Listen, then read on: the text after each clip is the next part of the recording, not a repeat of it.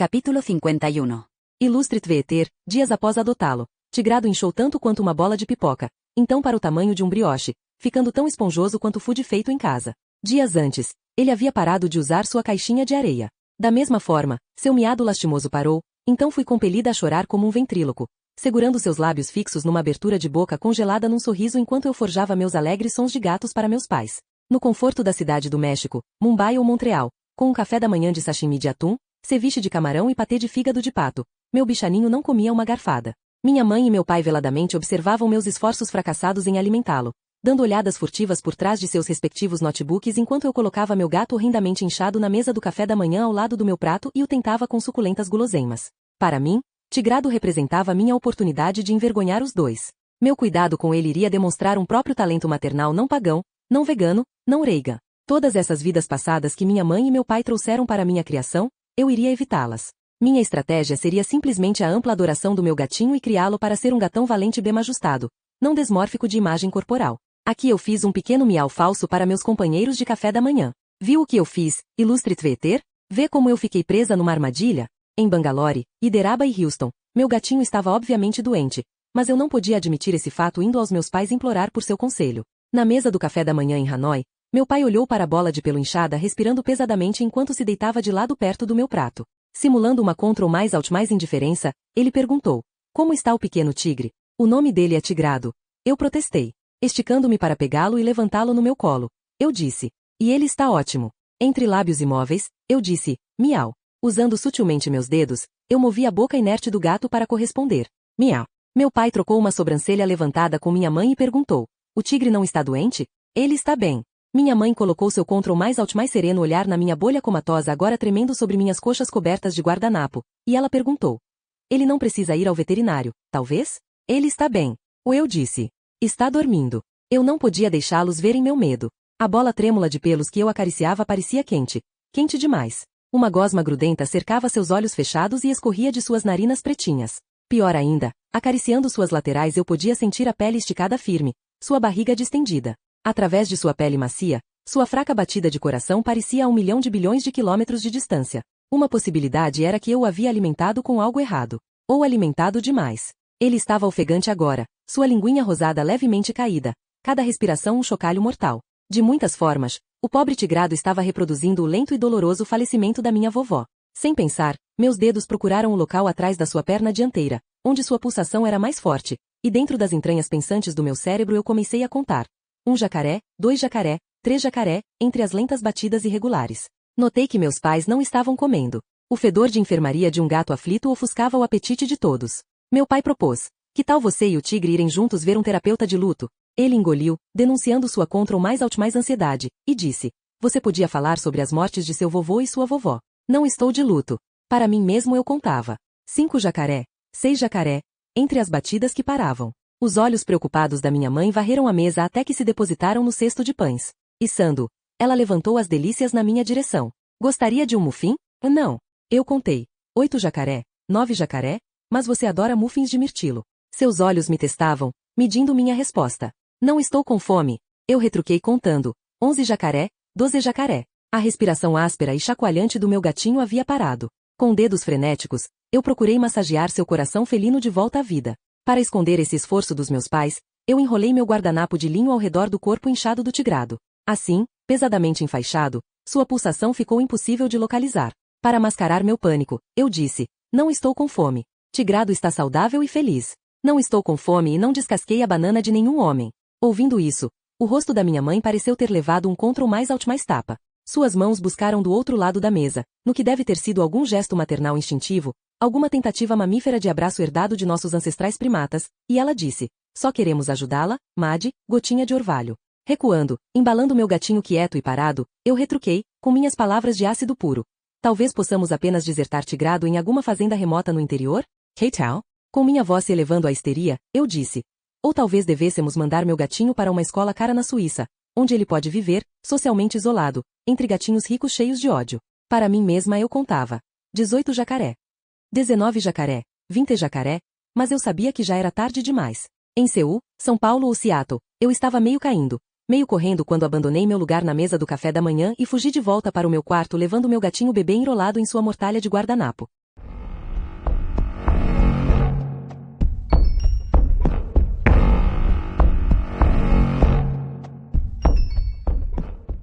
Capítulo 52. Ilustre Tveeter, a Madison há muito tempo pré-morta, de 11 anos, carregou meu cadáver felino enrolado por Antuérpia, Aspen e em Arbor. Como o cadáver enrolado em cobertor de certa vovó Joad, outra referência de livro, eu passei com o pobre tigrado por vários guichês de imigração e alfândega. Eu o usava preso à minha pele, escondido por baixo da minha roupa, da forma como minha mãe e meu pai tinham tão frequentemente feito como mulas de seus narcóticos contrabandeados. Não é preciso dizer que seu odor azedo não diminuiu, nem o fiel séquito de parasitas alados, primariamente moscas, mas também suas larvas adolescentes e vermes que apareciam na cena como se conjurados por uma mágica nojenta. Fosse a segurança internacional alarmantemente frouxa, ou meus pais darem altos subornos para os oficiais certos, minha triste carga nunca foi descoberta. Ocasionalmente, eu miava baixinho, derrotada, mas mantinha meu segredo sempre enrolado naquele guardanapo original de café da manhã. Não imagine que eu estivesse demente, ilustre Tveeter. Eu sabia que meu gato estava morto. Ninguém em contato com sua pelagem esvaziada poderia ignorar o constante gotejamento de fluidos frios. Sob meu suéter, projetando-se contra minha barriga como uma gravidez, como um aborto, eu sentia a desordem de seus ossos quebrando. Nas horas desde que ele tinha falecido, sua barriguinha peluda havia começado a inchar. E sim, eu posso estar temporariamente insana de luto, mas eu sei que meu gatinho estava se inchando de gás, o produto excretal de bactérias intestinais renegadas. E sim, eu posso estar secretamente aterrorizada por tê-lo alimentado com algo que tenha causado esse falecimento, mas eu conheço a palavra excretal, e sei que meu amado estava prestes a explodir e que tal explosão tornaria o tesouro do meu coração uma carcaça infestada de bichos. O linho parece grudento contra meus dedos. Para meus dedos acariciantes, Tigrado não estava morto, mas eu tive o cuidado de não o acariciar com muito vigor. No momento, nós dividimos uma limusine estendida, meus pais sentados lado a lado com suas costas para o motorista, afastando-se o mais longe possível das minhas circunstâncias não felizes. O aspecto emocional sem nuances dos meus pais, suas vozes sóbrias, implicavam que eles sentiam a verdade. Mesmo assim, num carro entre o aeroporto e nossa casa em Jakarta, Joanesburgo ou Jackson Hole, minha mãe perguntou: como está o pequeno paciente? Os olhos dela estavam vermelhos. Sua voz forjando um contra o mais ânimo. Sentindo-se melhor? No interior acolchoado da limusine, as perenes moscas e o cheiro podre mostraram-se difíceis de ignorar, e um dos braços dela esculpidos pela yoga se debatia, buscando os controles do ar-condicionado. Seus dedos de unhas feitas aumentaram o fluxo de ar para uma rajada ártica completa, e ela tirou um frasco prescrito de Xanax de sua bolsa e levou algumas pílulas para sua boca. Ela passou o frasco para o meu pai atrás do jornal. Aninhado no meu colo, ainda enfaixado no guardanapo do café da manhã, eu carregava meu coração, e meu coração estava duro e frio. Meu coração era uma bomba relógio babando corrompimento decaído. Em resposta ao questionamento dela, eu só pude miar secamente. Por trás da escuridão das janelas fumê, os arredores de Lisboa, Lajola ou Lexington caíam atrás de nós e desapareciam. Enquanto seguíamos, eu sentia os sucos putrefados da minha alma gêmea migrando para baixo para manchar minha bermuda saia. Alisado, o guardanapo no meu colo moldava ilhas irregulares e costas filigranadas. Sujo e manchado com as manchas da decomposição, o linho traçava uma jornada divagante na qual tudo o que você ama cai por terra. Isso era o oposto de um mapa do tesouro. Meu pai? Ele mal notava. Em seu ambiente acolchoado, meu pai estava ocupado atrás de seu jornal, as páginas cor de salmão do Financial Times. De sua pessoa tudo o que eu podia ver eram as pernas do joelho para baixo, aquelas pernas da calça vincada e com bainha feita. Só podia ver essas coisas e os nós de seus dedos segurando o jornal aberto diante dele. Lá, sua aliança dourada. Enquanto minha mãe lutava com sua empatia sedada, e eu mergulhava mais fundo no desespero, meu pai virava suas páginas de jornal. Ele as virava com floreios farfalhantes. Se você notar, ilustre Tveeter, um homem de negócios com um jornal é pior do que qualquer heroína de Jane Austen agitando-se pela vida num vestido de baile de tafetá. Mary? Perguntou minha mãe. Suas palavras ainda agudas com uma animação falsa. Ela disse: o que o Tigrado acharia de um irmãozinho? Quer dizer, ela estava grávida? Quer dizer, ela estava louca? De dentro de sua fortaleza de papel, meu pai disse: docinho, estamos adotando. De trás da variedade de guerras, cotações da bolsa e pontuações dos jogos, o moleque é de um lugar terrível. Quer dizer, eu não estava prestando atenção suficiente neles. Quer dizer, eles queriam se sentir mais apreciados. A papelada levou meses. Minha mãe dizia: não é tão fácil como adotar um, e ela assentiu em direção ao guardanapo empapado no meu colo. Em resposta, eu ofereci um engasgado de lágrimas e quase inaudível miau. Meu pai sacudiu seu jornal com raiva. Minha mãe chacoalhou seu frasco de Xanax enquanto tirava a outra pílula. Minhas mãos se esqueceram de ter cuidado e minhas unhas arranharam a macia barriguinha do meu gatinho. E naquele momento crítico, ilustre Tveeter, nos espaçosos assentos e interior fechado da limu, o pobre abdômen distendido do Tigrado explodiu.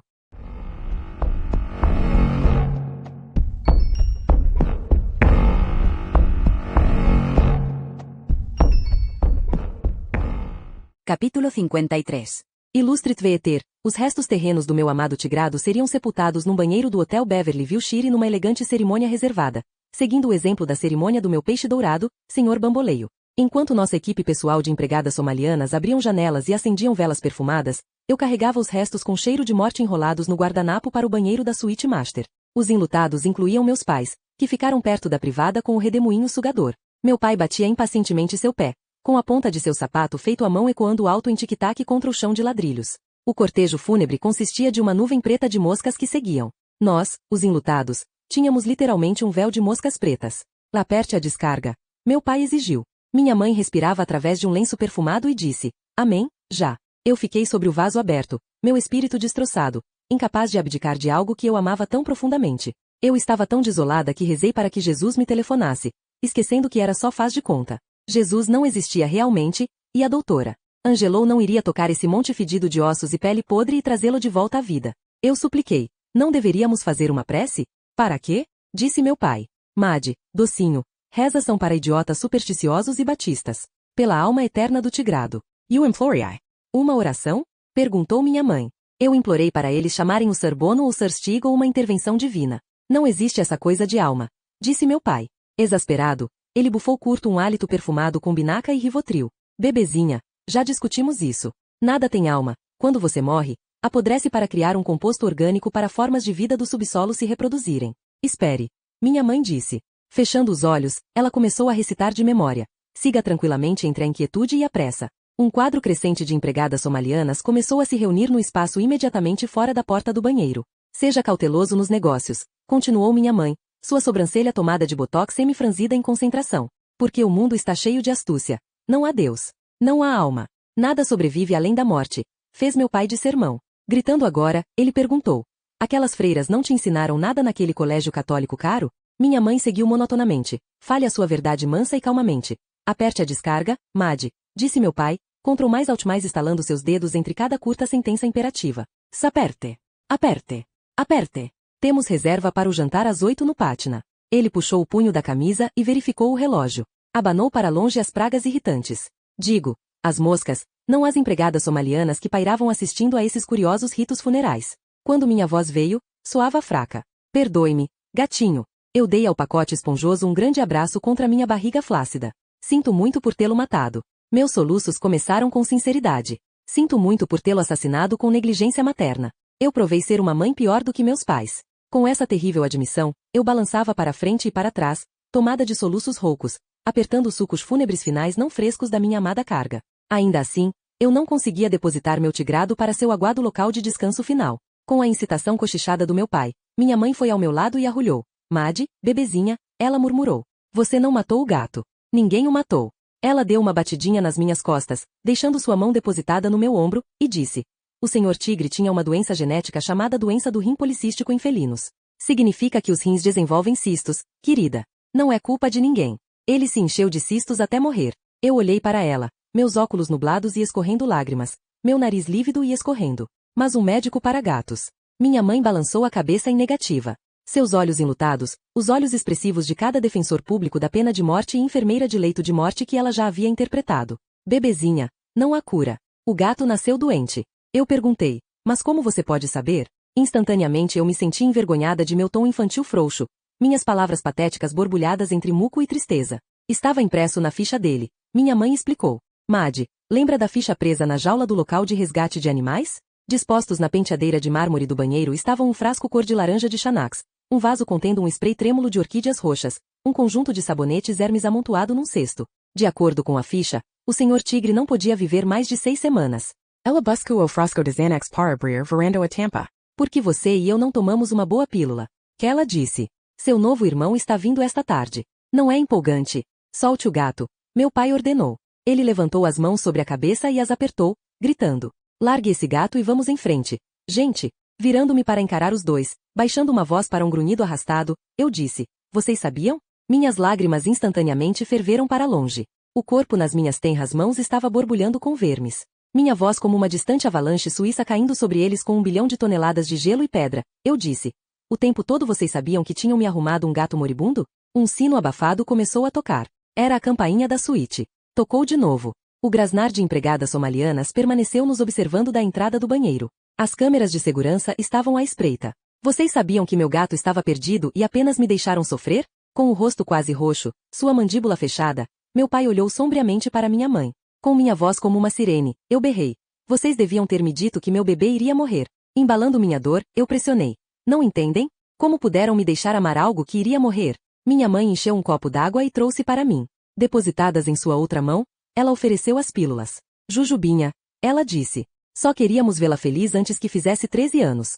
Ela estava tão perturbada que, de fato, esperava que eu bebesse água da torneira. Água da torneira de Los Angeles. Não olhando para mim, em vez disso olhando para minha mãe encolhida, meu pai endireitou os ombros e se estendeu em toda a sua altura. Confie em mim, jovenzinha, ele disse. Sua voz fria, subjugada e resignada. Ninguém quer saber quando seu filho está destinado a morrer. Pela primeira vez, eu pude sentir o cheiro de Chivas 50 anos no hálito dele. Meu pai estava embriagado. Eu rosnei. Talvez devêssemos arrumar para o tigrado uma lipoaspiração e tatuagens, e vesti-lo como uma versão puta de Andrade de Peg Guggenheim. Mesmo antes da realidade de sua conspiração ter sido totalmente registrada, meu pai avançou pelo banheiro e agarrou os frágeis restos das minhas mãos. Ele os jogou na privada aberta e apertou sumariamente o botão da descarga. E não, ilustre Tveeter, eu não estou alheia a como meus dramas recentes ocorreram em banheiros, sejam eles banheiros masculinos nocivos no interior ou os banheiros dourados de Beverly Wilshire. E com isso meu precioso tigrado se foi. A água rodopiou e esparramou, e seu pequenino corpo foi levado embora. Perdido. E cochichando no meu ouvido, a voz de minha mãe disse, com toda a sua farsa, labuta e sonhos destruídos, ainda é um belo mundo. Eu olhei para os dois num ultraje mudo. Mas Tigrado havia mesmo ido? Conforme minha raiva aumentava, quando a bile aumentava dentro de mim, impulsionada por essa chocante revelação cística, as águas perturbadas também se erguiam dentro do cômodo. Meus amorosos ex-apoiadores, ex-atenciosos, ex-adoradores pais armaram para cima de mim. Eles me presentearam com um animal de estimação que eles sabiam que logo iria falecer. A água rodopiante da privada subiu enquanto as emoções acres subiam à minha garganta. Tigrado havia partido, mas seu corpo estava preso em algum lugar na tubulação do luxuoso encanamento do hotel. E agora a água de privada não fresca espiralava acima até a borda da tumba de cerâmica, esparramando além dela, caindo pelo piso de ladrilhos. A campainha soou mais uma vez, e, enquanto meu pai se virava para atender, eu entrei no seu caminho. Ficando entre meu pai e a porta do banheiro, eu girei. Como outrora girei o livro do Beagle para dizimar um pavoroso cocô de cachorro.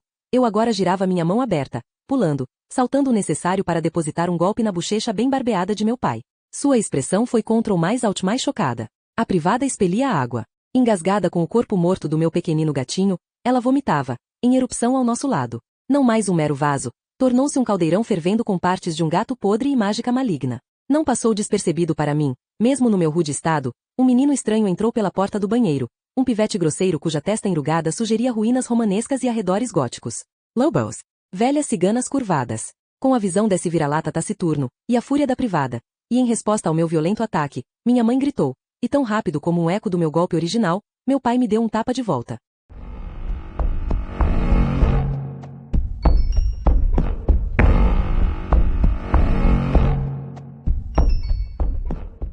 Capítulo 54. Lester Tweeter sim meio pai me bateu. E sim, eu posso ser uma romântica pré-adolescente arrogante com aspirações de me tornar uma sofredora Ellen Barnes, mas sei que levar uma sova na minha petulante boquinha fresca demais para o meu gosto foi muito menos divertido do que eu imaginei que seria. No bem equipado banheiro de Beverly Wilshire, enquanto as águas frias daquele vaso engasgado com o gato transbordavam ao nosso redor, o golpe do meu pai pareceu dificilmente duro o bastante para virar minha cabeça, mas o som agudo dele reverberou alto pelo espaço azulejado. Minha carnuda mão de criança doía mais por golpear o rosto áspero dele do que minha bochecha pelo seu contragolpe. A ampla expansão do espelho mostrava nós dois, minha pequena marca de mão avermelhando o rosto dele, minha própria raiva escurecendo minha face. Minha mãe continuou perto, acompanhada por empregadas, secretárias e acompanhantes variados. Seus dedos afunilados voaram para mascarar seus olhos da cena brutal. Pedaços de pele laranja flutuavam pela maré que subia, e nós estávamos todos afundados. Apenas o improvável estranho adotado se destacava dessa tragédia doméstica. O grosseiro vil jovem era um arauto de desastre de algum feudo assolado por guerras, embriagado de sangue. Este, com o semblante irritado de uma criança-homem sem dúvida amamentada por lobos predadores, era Goran. Este foi o momento tenso do nosso primeiro encontro. Nos dias e semanas por vir, em Nairobi, Nagasaki e Nápoles, meu pai iria não tão sutilmente transferir suas afeições por mim para esse grosseiro vira-lata refugiado. Como eu havia tão recentemente canalizado minha infelicidade através do meu gatinho, meu pai viria a fazer declarações indiretas como: Goran? Pode dizer à sua irmã que ela não vai ganhar nada de Natal, talvez apenas um extensor para o cinto de segurança. Não que celebrássemos o Natal. Não que meu pai até me reconhecesse. Não, eu era irmã do Goran ou filha da minha mãe, mas me tornei invisível para ele. Da minha parte, como ele não podia mais me ver, eu não podia falar com ele. Assim deixamos de existir um para o outro. Em Reykjavik, Rio de Janeiro e Roma, eu já havia me tornado um fantasma para ele. Depois disso, veio o infeliz episódio de Goran cortando a garganta do pônei no Epcot Center. E, depois disso, veio Goran roubando o prêmio People's Choice da minha mãe e vendendo pela internet. Então meu pai começou a suavizar, mas era tarde demais, porque logo depois disso, bem logo, eu iria estar morta de verdade.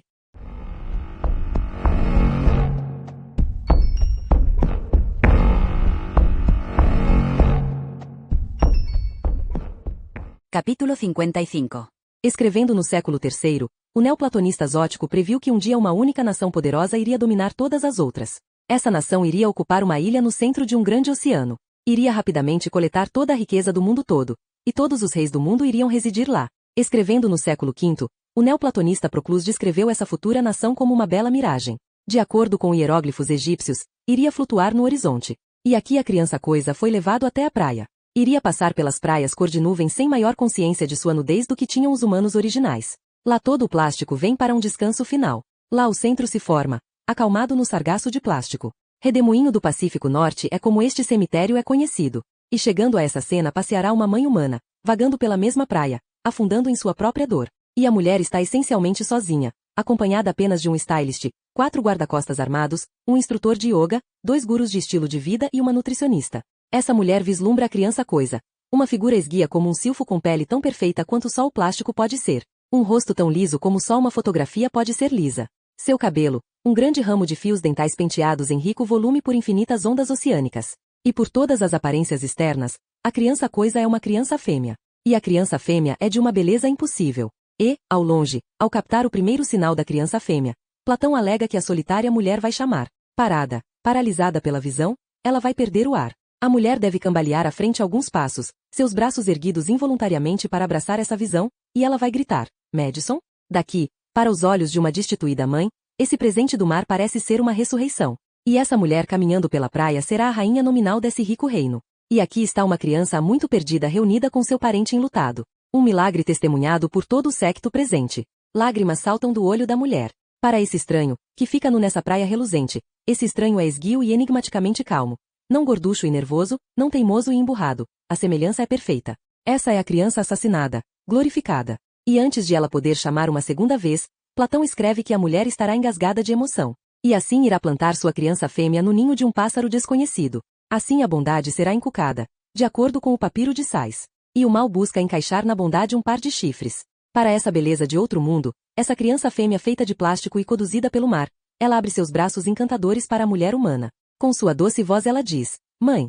A criança fêmea avança para abraçar a mulher, e diz, Camille Spencer, estou de volta a você. Abraçando a mulher enlutada, ela diz, eu volto a você como uma prova da vida infinita. E eu te trago marés de paraíso.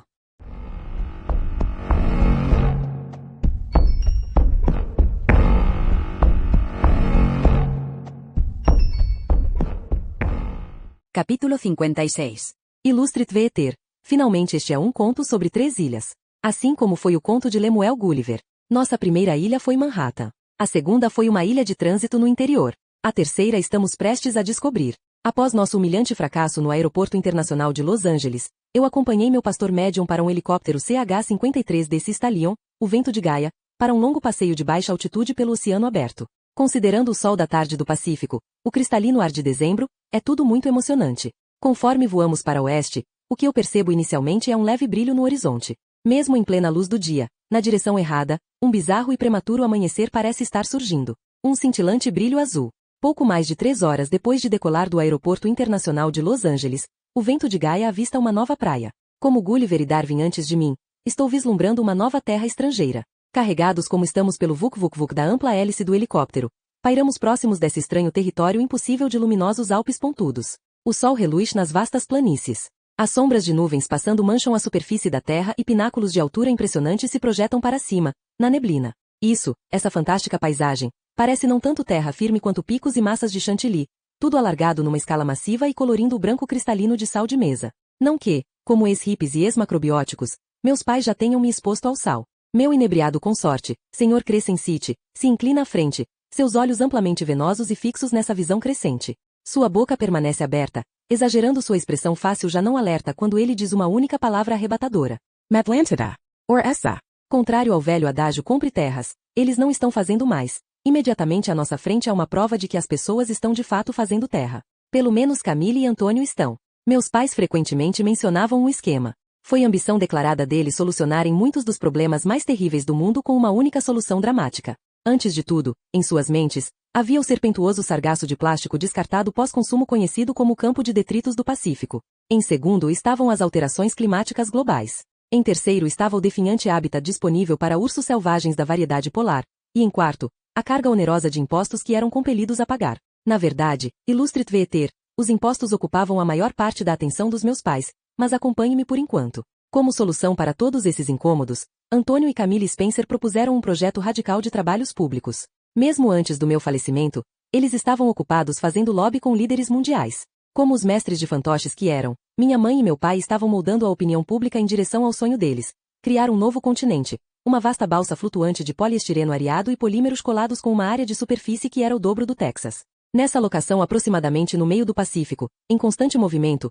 crescendo perpetuamente, havia estado o já mencionado campo de detritos do Pacífico, aquela sopa de sacolas plásticas, garrafas d'água e peças de Lego que chegaram longe, e qualquer outra forma flutuante de refúgio plástico que foi pega nas circulantes correntes do Giro Pacífico. Em nome da restauração ecológica, meus pais lideraram um fundo internacional para derreter a massa sempre crescente de plástico, e ao cozinhar esse caldo de isopor, esse lamaçal de celofane picado, simplesmente por derreter parcialmente com injeções de ar superaquecido e introduzir agentes químicos colantes, eles reinventaram esse horror ecológico maçudo como uma bela obra branca. Esse país das maravilhas sintético cobre milhões de acres, ergue-se em montanhas resplandecentes e se espalha em morros rolantes onde piscinas de água da chuva formam lagos de água fresca e mares em terra. Essa paisagem de espuma batida flutua, imperve a terremotos, e passa por cima do pior tsunami. Sua maior qualidade é sua brancura pura, uma brancura perolizada, iridescente, imaculada, com uma leve sugestão de prata. De longe, é um paraíso. Aqui estão as torres barrocas e cúpulas que você pode imaginar entre cúmulos nimbans quando deita de costas numa campina da Tanzânia durante o recesso da Páscoa. Não que nós celebrássemos a Páscoa. Sim, eu cacei os indispensáveis ovos coloridos, mas meus pais diziam que eles foram escondidos por Barney Frank, que também me fornecia uma cesta anual tamanho grande de doces de alfarroba. Não que minha mãe tenha permitido que a porquinha gordinha aqui comece de fato essa alfarroba. Não que alguém goste de fato de alfarroba. No cenário dos sonhos de plástico do meu pai, projetando-se altas estão as torres brancas sobre caramanchões de rosas brancas, arcos e contrafortes, pátios e portões claros como açúcar refinado. É o branco que sua língua vê quando você lambe sorvete de baunilha. Ao chegar à costa de Matlântida você pode discernir ravinas brancas e picos. Diante de nós há plástico reconstituído, queimado por rajadas de ar de alta temperatura até parecer polido.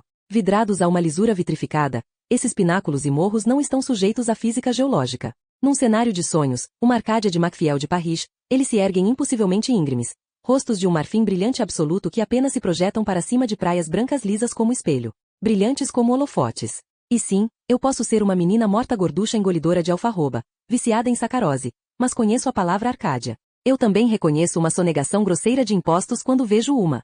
No reverso dos antigos continentes, Matlântida existia como mapa antes de existir como picos e vales. Nesse terreno inchado e branqueado de polilixo, cada morro e fenda foi planejado e modelado por artistas, diagramado em projetos antes de sua criação. Preconcebido.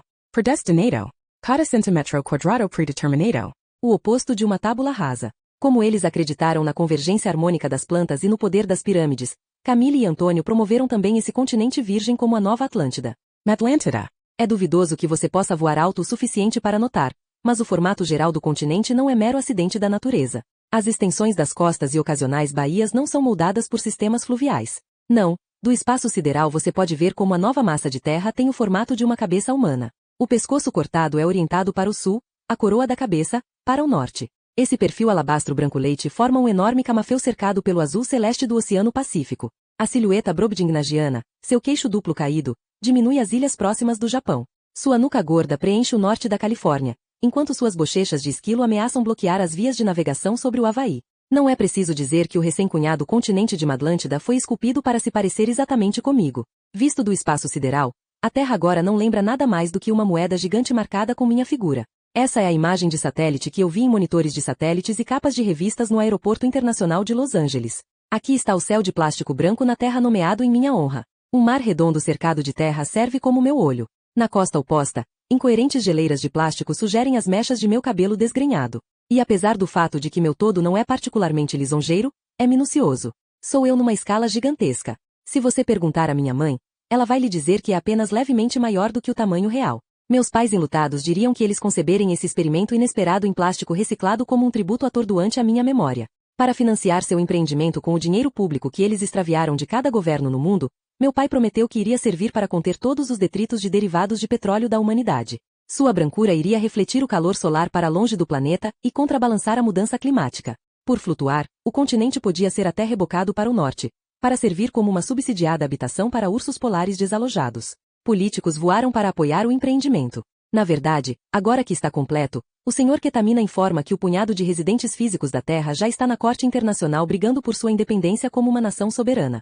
Não é coincidência que esses zelotas patrióticos, conhecidos como madlantianos e buscando liberdade de seus opressores colonialistas, também sejam as pessoas mais ricas do mundo, e sobre a recém-escrita Constituição de Madlântida, nenhum deles estará sujeito a taxas em seus sublimes rendimentos. Nem seus bens herdados serão taxados. Além disso, esse pequeno quadro de residentes será nomeado de embaixadores de sua nação de plástico e, portanto, receberão a liberdade da imunidade diplomática em todas as suas passagens internacionais. Isso, ilustre Tveter, é o nobre sonho dos meus pais. Dinheiro e liberdade infinitos. Cada grande corporação do mundo está lutando para relocar seus quartéis generais aqui. Mas agora nós cruzamos o espaço aéreo madlantiano. Estamos pairando sobre topos de montanhas de plástico. Estamos querenando por vales de plástico branco. À frente há um ponto de não brancura. Localizado aproximadamente no centro do meu vasto perfil global de menina gorda a um navio. Enfiado lá, num poço espiralado que sugere a abertura do meu canal auditivo, o buraco da minha orelha. De acordo com os cristãos ortodoxos, o orifício através do qual o Espírito Santo emprenhou a Virgem. Trancado nesse deserto tão efetivamente quanto qualquer embarcação exploradora esmagada por um gelo avançando, ou como Satã preso no lago gelado de Dante. Está o mega iate de meus pais, o cruzador de Pangeia.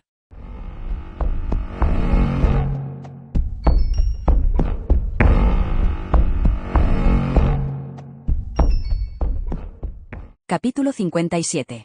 Ilustre Tveter, não imagine por um momento que painéis solares e ondas de energia abasteçam qualquer porção desse tempestuoso helicóptero.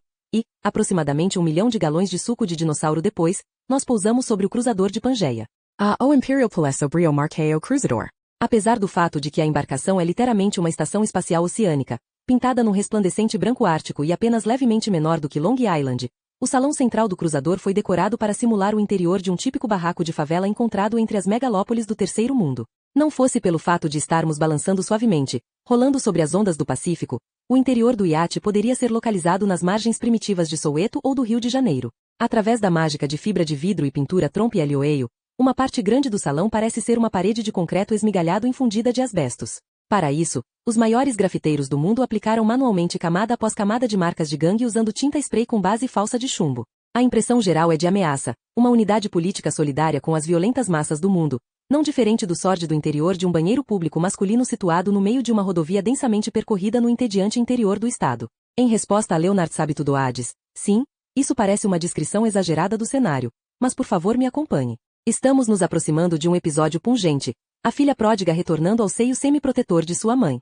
Assim, eu foco no cenário apenas porque não estou preparada para a profundidade de emoções que estou prestes a sofrer. Finalmente o do rabo de cavalo balançante não limpo, Sr. Crescent City, se apresenta diante da minha mãe no espaçoso salão principal do iate. Sem ser vista, eu o acompanho para essa audiência.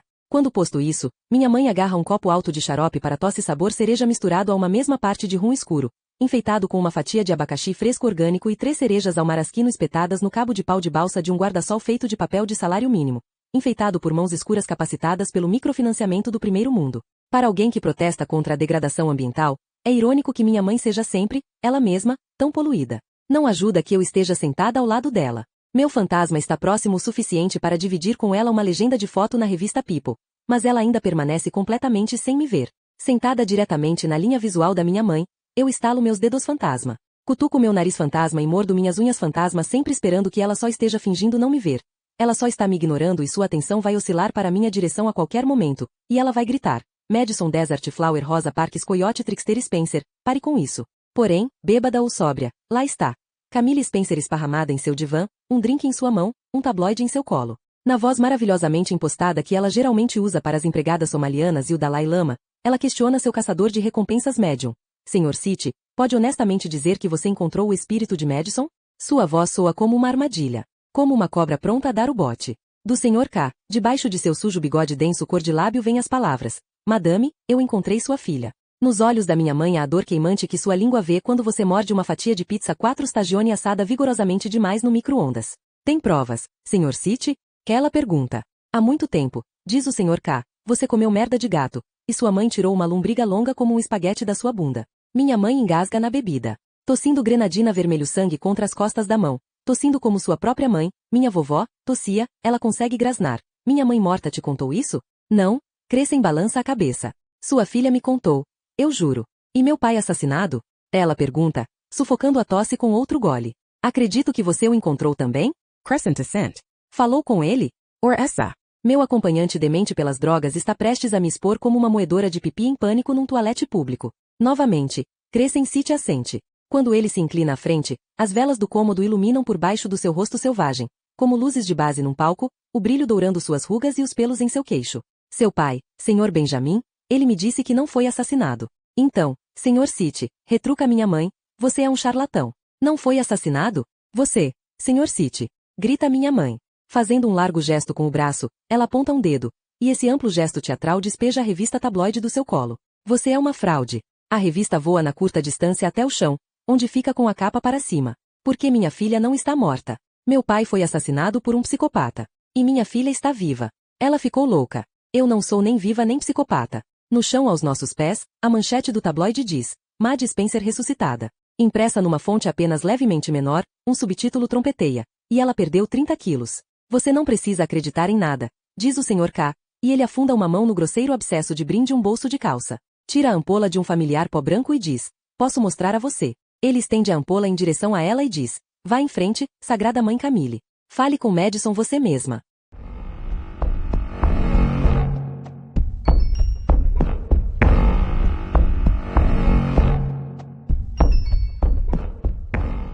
Capítulo 58. Illustre Veeter, no salão do navio. Minha mãe aceita a ampola de ketamina oferecida pelo Sr. Crescent City e enfia uma unha esmaltada bem fundo no pó branco. Ela repete isso 1, 2, 3 vezes, inalando em cada narina com uma fungada tão violenta que sua cabeça de cabelo arrumado chicoteia para trás em seu pescoço de cisne. Só quando a unha dela não pode mais encontrar o caminho na ampola, Camille Spencer cai de lado em seu divã, e o subir e descer de seus seios mundialmente renomados se torna lento demais para ser discernível. Para que ela não deslize de seu controle quimicamente abrandado, o Sr. City rapidamente resgata a ampola com seus preciosos conteúdos restantes. Ele pergunta, Suprema Mãe Sagrada Spencer? O familiar espetáculo começa com um ponto de luz azul crescendo no centro do peito dela.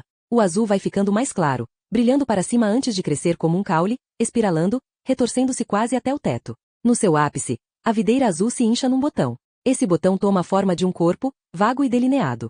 A cor é o azul que sua pele vê quando você desliza entre lençóis pratersepassados e engomados de 1.600 fios. É o azul que sua língua vê quando você come menta. Finalmente os traços de um rosto azul aparecem. As largas maçãs do rosto de minha mãe afunilando seu delicado queixo.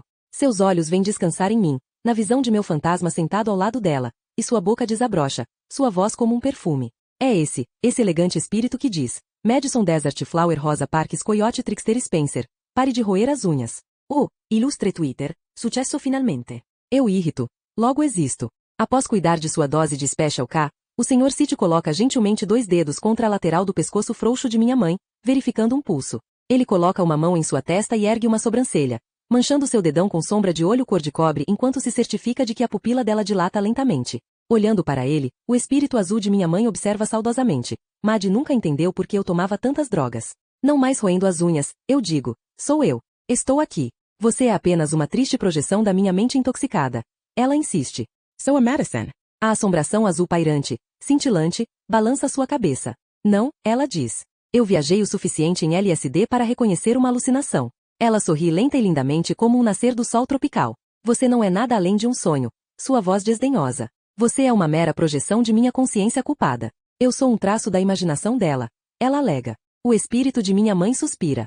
Você está exatamente da forma que Leonard me disse que apareceria. Você pode apreciar minha frustração, ilustre Tveeter. O diabo clama que sou sua invenção. O mesmo com Deus. Se podemos acreditar em Babette, sou parte de uma grande conspiração criada por meus ditos amigos do inferno. Agora minha mãe me despreza como nada além de sua visão induzida pelas drogas. Em que momento eu me torno minha própria criação?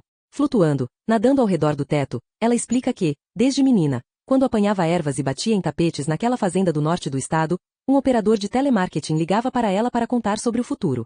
No começo, ela achou que ele era louco. Sua voz nasalada e esganiçada, como um adolescente. Pior, ele alegou prontamente ter mais de 2000 anos, e que havia sido um padre na antiga cidade egípcia de Sais. Ele era jovem e tolo, ela resumiu, ou era claramente um lunático. Sorrindo com a lembrança, ela disse: na primeira vez que ele ligou, Leonard fazia uma pesquisa de marketing sobre hábitos de audiência de televisão a cabo. Você conhece sua avó. Ela nunca nos deixou ter TV a cabo, mas eu menti e disse que tínhamos. Você sabe o quão solitária pode ser a vida na fazenda. Leonard perguntou se podia me ligar de novo no dia seguinte. Esse estranho ao telefone sabia detalhes sobre minha mãe que ninguém mais sabia. E, desde cedo, ele disse a ela para comprar um bilhete de loteria. Ele disse quais números escolher, e quando ela ganhou, ele disse aonde ir para tirar fotografias, e disse exatamente para onde enviar essas fotos, para qual produtor de cinema. Esse cara, Leonard, ele a tornou famosa. Ele lhe disse como ela conheceria seu futuro marido. Todo dia ele telefonava com mais boas notícias sobre o futuro da minha mãe. O bilhete de loteria ganhou. O produtor a escalou para um filme antes de ela fazer 17 anos, e quando meu vovozinho se recusou a deixá-la trabalhar, Leonard ligou e explicou como se tornar uma menor legalmente emancipada. Esse anjo da guarda lhe dizia para reunir flores e colocá-las entre as páginas de um livro. Em honra a seu pai, Leonard disse, caso ela nunca mais o visse. Sua vovó parecia entender. Minha mãe fantasma explica. Ela comprou o bilhete de loteria para mim. Ela me disse que um agente de pesquisa por telefone similar ligava para ela desde que ela era menina. Patterson. Ele disse que se chamava. Isso havia sido décadas antes. Finalmente, Patterson lhe contou a data exata em que ela teria uma menina, e pediu-lhe para dar a ela o nome de Camille. Minha mãe deixou a fazenda no norte e nunca mais olhou para trás. Em resumo, parecia que os operadores de telemarketing andaram conduzindo o destino da minha família por pelo menos 3 gerações. Sob a improvável tutela desse estranho sem rosto, a carreira de minha mãe no cinema acendeu como um foguete. Como ditado por Leonard, ela conheceu e se casou com meu pai, e com o conselho de Leonard, seus investimentos viraram uma bola de neve. Para onde quer que seus projetos espaçados os levassem, em Bilbao, Berlim ou Brisbane, Leonard sempre sabia para onde ligar. Ele ligava todo dia com novas ordens, e eles passaram a confiar implicitamente nele. Antes de fazerem 25 anos, eles já eram o casal mais rico, adorado e celebrado do mundo. Após anos conduzindo meus pais à riqueza e fama, um dia Leonard chamou minha mãe em Estocolmo, Santiago ou San Diego, para prever a data e a hora em que eu nasceria. Ele sussurrou no meu ouvido. Jura minha mãe fantasma oscilante. Ele sussurrou simplesmente a ideia de você. E, ao fazer isso, eu fui concebida. Na beleza de seu semblante irradiando para mim, seus olhos fantasma cheios de lágrimas profundas, ela diz. Ele me pediu para chamá-la de Madison. Estávamos em êxtase. Ele me disse que você seria uma grande guerreira. Você derrotaria o mal numa terrível batalha. Mas, então, Leonard foi longe demais. A cada momento, ela me conta. Minha vida ocorreu exatamente da forma como Leonard previu que aconteceria. Então ele nos contou exatamente quando e como você morreria. Em algum nível, ela reflete. Todas as mães sabem que seus filhos vão sofrer e morrer. É a maldição horrível e impronunciável de dar à luz. Mas saber o local e tempo exato da morte de seu filho é demais para suportar. Eu sabia que era destinada a ser mãe de uma criança assassinada. Todos os meus papéis no cinema foram um ensaio para aquela noite. Camille Spencer. Camille Spencer. Ligue a televisão a cabo a qualquer hora de qualquer dia, e lá está ela. A freira muito sofredora que traz o remorso de assassinos em série no leito de morte. A estoica garçonete mãe solteira cujo filho adolescente leva um tiro e morre em disputa de gangues. A grande sábia mulher sobrevivente. A radical veterana do Vietnã com todas as respostas. Alheio ao fantasma dela, o Sr. Crescent se dirige ao salão todo, perguntando, você vê o anjo Madison? Vê que não sou um mentiroso? Foi saber como eu morreria que abrandou o amor deles por mim. Minha mãe fecha os olhos e diz, sabíamos das agonias que você sofreria, então a mantivemos ao alcance das mãos. Eu não podia suportar testemunhar a dor que você seria forçada a passar. Assim usamos a crítica para evitar que a amássemos demais. Ao nos fixar em seus defeitos tentamos salvar nós mesmos do peso completo de seu derradeiro assassinato. E bebendo e se entupindo de pílulas. Por que acha que seu pai e eu tomamos tantas drogas? De que outra forma alguém poderia viver com a certeza da iminente morte da filha? Sorrindo melancolicamente, ela sussurra. Lembra de como foi terrível quando seu gatinho morreu? A respiração dela se entrecorta. E ela fecha os olhos fantasma por um momento. Ela endireita a compostura. Foi por isso que não podíamos contar a você que Tigrado estava condenado. Leonard lhes contou que eu inventaria anotações libidinosas no diário inspiradas nos meus bichinhos de pelúcia. Eles me mandaram para o colégio interno, para o acampamento ecológico, para o interior porque era agonizante demais me ver todo dia sabendo o que eles sabiam. Eu até menti sobre sua idade. Diz minha mãe. Eu contei ao mundo que você tinha 8 anos de idade porque Leonard sempre previu que você morreria na noite de seu aniversário de 13 anos. Um operador de telemarketing deu a ela conhecimento prévio completo sobre toda a minha vida truncada. Na noite em que minha mãe subiu ao palco do Oscar e me desejou feliz aniversário, ela sabia que eu estava respirando pela última vez. Quando sua imagem na televisão se elevava sobre mim na tela de alta definição de uma suíte de hotel em Beverly Hills, dizendo: "Seu pai e eu a amamos muito, muito", ela estava completamente ciente de que eu estava sendo esganada. Enquanto ela me desejava boa noite e durma bem, meu precioso amor, minha mãe já sabia que eu estava morrendo.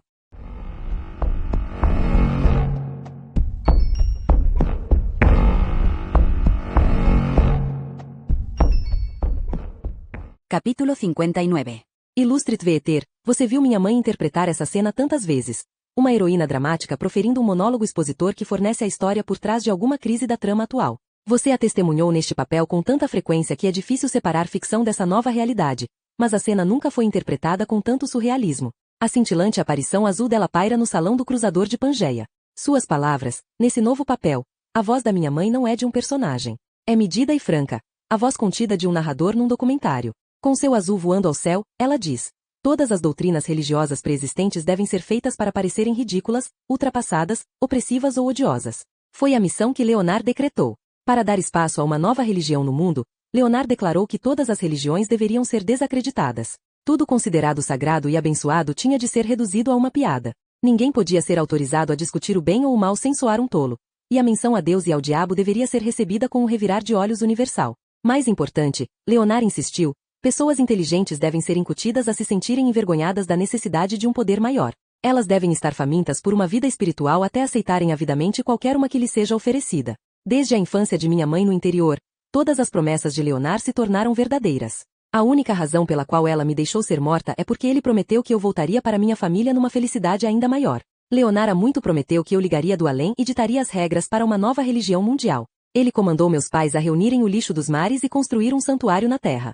Aqui, no seu maior pico, eles iriam construir um templo. Eles iriam sustentar as doutrinas decretadas por sua filha morta, e, só quando eles tivessem feito isso e o mundo fosse varrido por uma nova fé, só então a filha deles voltaria de seu túmulo para conduzir todas as pessoas para o verdadeiro reino do paraíso. Completamos o que Nietzsche iniciou, diz minha flutuante mãe.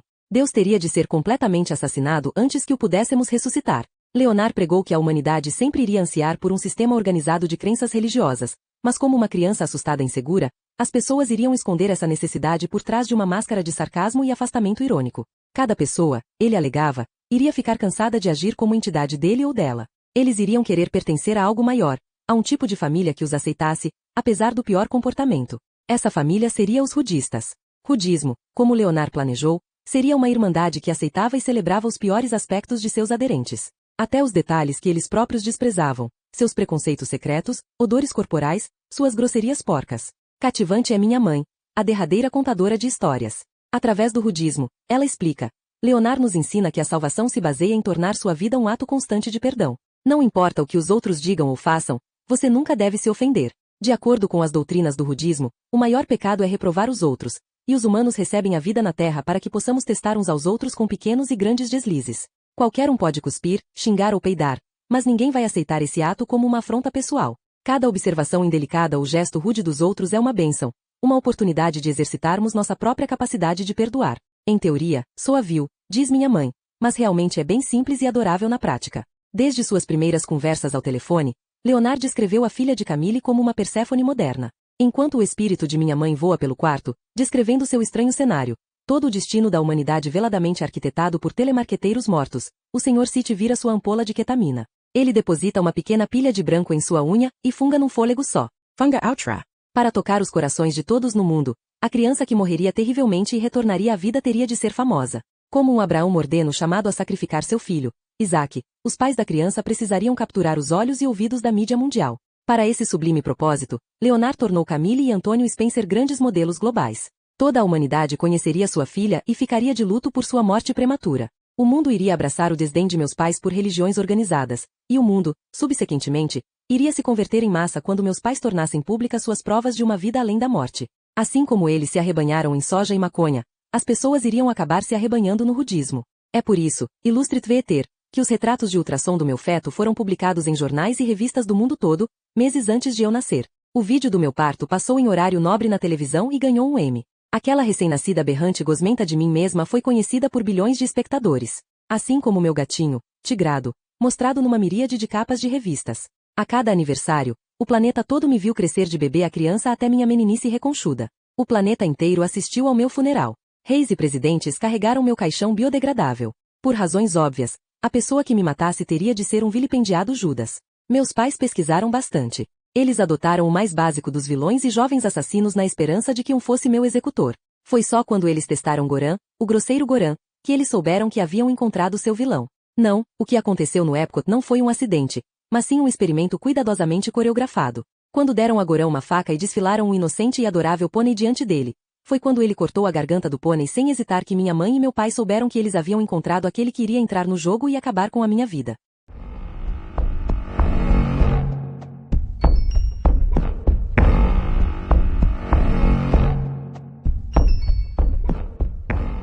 Capítulo 60. Ilustrit Veter, em Atenas, Aspen ou Adelaide, meus pais e eu sempre formávamos uma família. Sempre que estávamos juntos, nosso amor estava intacto. Não éramos como famílias normais que vivem presas a um terreno de composto mofado, cultivando batatas e tosqueando lã. Tínhamos tantas casas em Dublin, Durban e Dubai que nenhuma delas parecia nossa casa. Não éramos como esses tendilhões geneticamente isolados que o Sr. Darwin encontrou em Galápagos. Não, éramos mais como as tribos perdidas vagando pelas páginas de uma Bíblia. Em Vancouver, Las Vegas ou Van Nuys, tudo o que tínhamos de estável e consistente era uns aos outros. Por anos, meus defeitos foram a cola que mantinha meus pais unidos. Minha gordura, meu silencioso apetite por livros, meu comportamento misantrópico, foram esses defeitos que eles buscavam corrigir.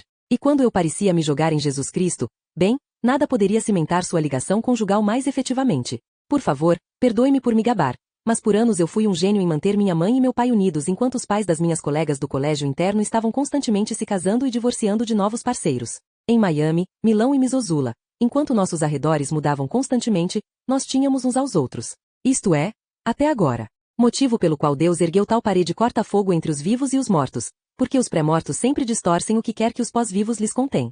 Jesus, Maomé ou Siddhartha, sempre que qualquer pessoa morta volta para oferecer algum conselho banal, os receptores vivos interpretam errado cada palavra. Acontecem guerras. Queima de bruxas. Por exemplo, quando Bernadette Soubirous entrou na água em Lourdes no ano 1858, a Virgem Maria se materializou apenas para dizer: "Ei, não brinque aqui, criança. É um depósito sujo de lixo hospitalar." Pior ainda, em 1917, quando ela apareceu para pobres crianças pastoras portuguesas em Fátima, Maria só estava tentando lhes dar o número de um bilhete de loteria premiado. Falem em boas intenções. Aqui uma solícita senhora morta estava tentando simplesmente dar uma mão a eles, e aqueles pivetes pré-mortos contra o mais alto mais exageraram. Em suma, os pré-mortos entendem tudo errado.